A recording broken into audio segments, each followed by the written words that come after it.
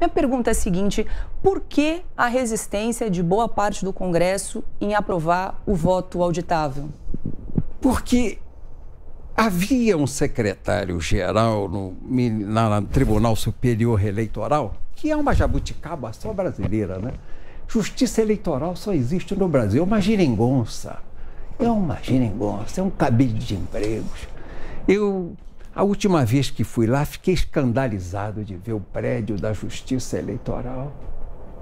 O gabinete do presidente do Tribunal Superior Eleitoral é maior do que a sede do PTB inteira.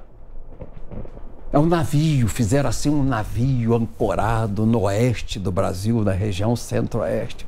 É uma coisa de burocrata, vem da Constituinte.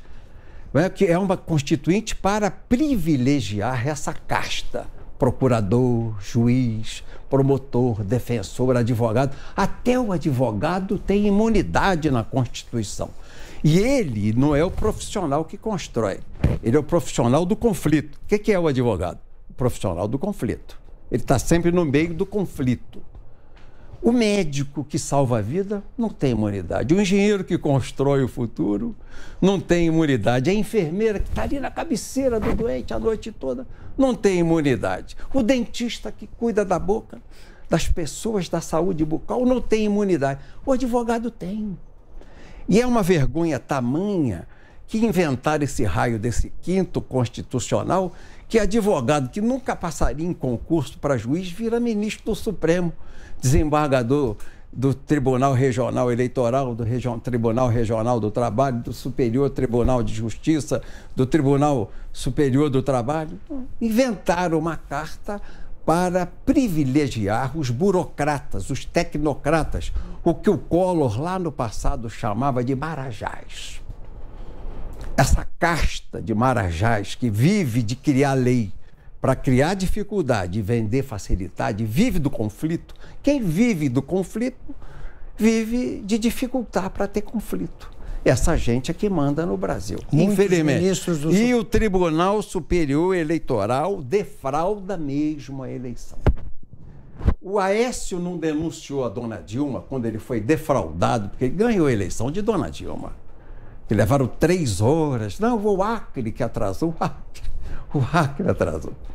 É uma piada que a gente tem que rir. E o Aécio não denunciou porque o PSDB se beneficiava disso. O PSDB e o PT sempre viveram dessa cumplicidade. São Paulo, mesma base territorial, PT, PSDB. Mesmos financiadores, PT, PSDB. O mesmo discurso, um social-democrata, mais educadinho, Fernando Henrique engomado, o comunistinha engomado, melancia. E do outro lado, um comunista absolutamente claro que é o Lula. Então, a esquerda de fraque e a esquerda de macacão e tamanco. Essa foi a realidade que se sucedia. PT, PSDB, sempre com fraude. E eles não podiam acusar um ao outro de fraudes.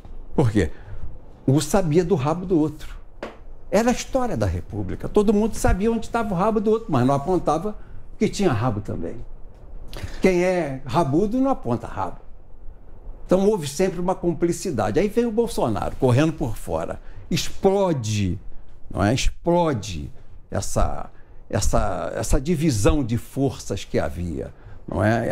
Esse pacto antigo, esse pacto velho que existia das forças políticas no Brasil, e constata claramente a fraude do Tribunal Superior Eleitoral. Vive da fraude. Vive da fraude. E não quer admitir isso. E quer impedir o voto que seja publicamente contado e conferido. Eu fui eleito a primeira vez, dos 6 mandatos de deputado federal que tive, em 82. Eu tinha um crachá no peito, delegado do PTB. Eu ia para dentro das urnas, Petrópolis, a minha cidade.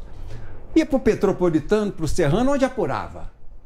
Ia lá ver meu voto, o voto do PTB. Então todo mundo contava, estava lá 1484, era o meu número. Eu olhava e dizia, esse voto é meu. Às vezes o cidadão escrevia assim, de cabeça para baixo, na seda ou aqui, eu dizia, a manifestação de vontade está feita. Então o voto, a contagem do voto era pública. Contar voto em computador? A Constituição diz que a apuração é pública, a contagem, o escrutínio é público. E essa turma quer fazer em Brasília totalização e divulgação dos mapas. Isso é para fraudar. Agora, tudo que é centralizado desculpe, tem o escopo, o objetivo de fraude. Existem provas dessas fraudes? O Bolsonaro vai apresentar.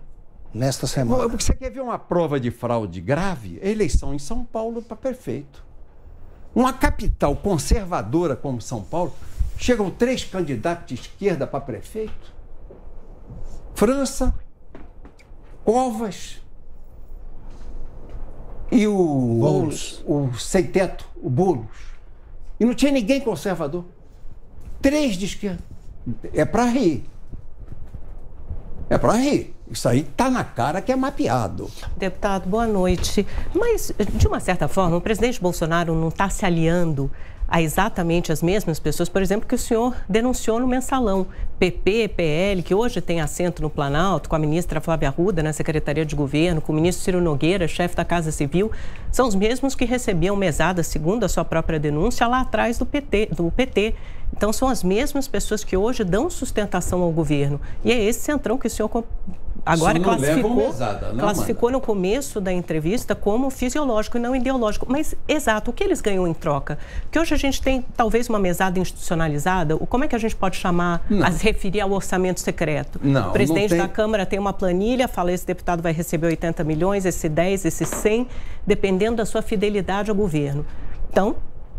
Isso é corrupção, Amanda? Não, não é corrupção, mas é o toma lá da cá. Não é toma lá da cá, tem que ser assim. Mas isso não é transparente, nem o TCU. A cada um de acordo com a sua qualidade e sua competência. Mas isso não... Se o cara quer fazer oposição ao governo, bater, xingar o governo, ele quer receber o mesmo tratamento que o deputado que é leal? Não pode. Tem que ter distinção. Mas se eu tratar todo mundo igual,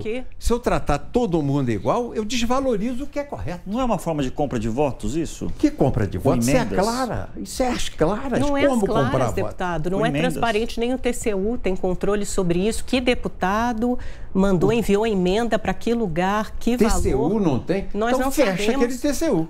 Ele sabe como é que foi. Eles estão justamente investigando e criticando, porque não é transparente. O TCU é um puxadinho da esquerda. Aquilo lá é igualzinho o Supremo, é igualzinho o Tribunal Superior Eleitoral.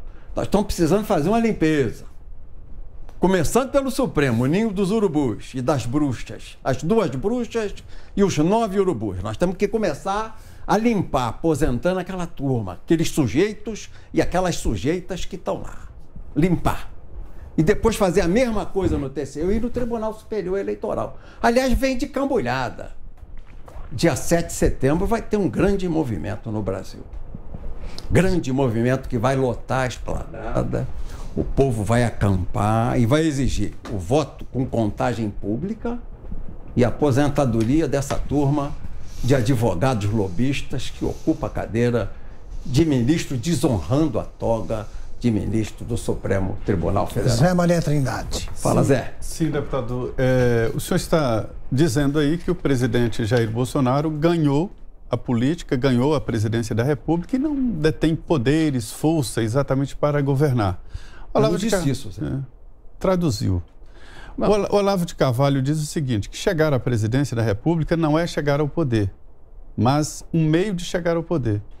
O senhor me leva a pensar que o senhor traduziu assim quando o senhor disse que ele precisa do centrão para governar. Enquanto se ele fosse o poderoso, se ele fosse o presidente com poderes totais, ele não precisaria. Precisa. Então, essa máxima do Olavo de Carvalho de que chegar à presidência não é chegar ao poder, mas é o caminho, né? O que é preciso fazer? Quais são os caminhos a percorrer para que esse grupo que ganhou a eleição não precise mais de negociar com o Centrão? Não há como ele fazer isso. Ele vai ter que negociar sempre. Mesmo com a esquerda, ele vai ter que fazer concessões. Esse é o regime democrático. E o Bolsonaro não é um cara de briga. É engraçado que ele é chamado aí de fascista, de ditador. Eu, se sou ele, já tinha fechado o Supremo. O artigo 142 me dá poder para isso. Eu participei da discussão do poder moderador e garantidor das Forças Armadas, com o esvaziamento do Executivo frente ao Judiciário e ao Legislativo. Eu participei. Fernando Henrique, Genuíno, Gerson Pérez, Bernardo Cabral, eu participei daquela discussão.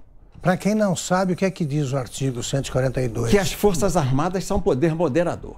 Elas estão acima dos outros poderes.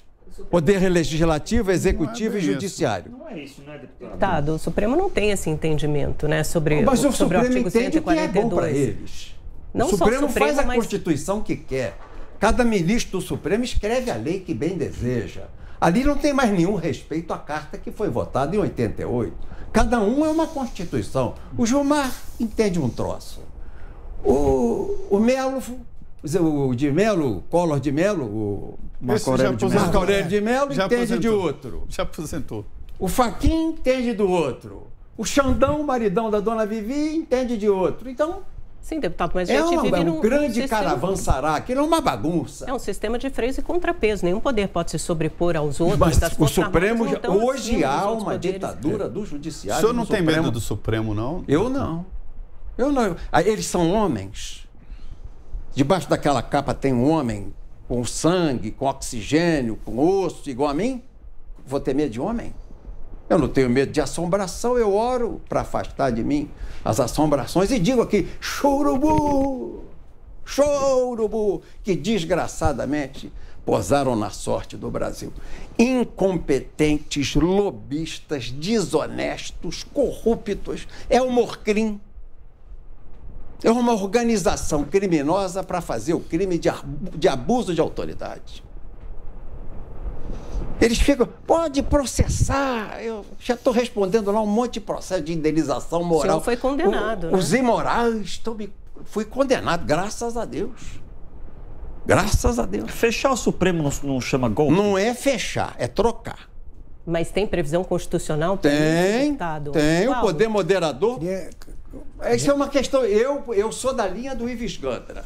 O Ives Gandra sustenta isso. Pode trocar. Limpa e põe gente nova. Eu colocaria só juízes de carreira, com compromisso com a toga, com a justiça, com a balança da justiça.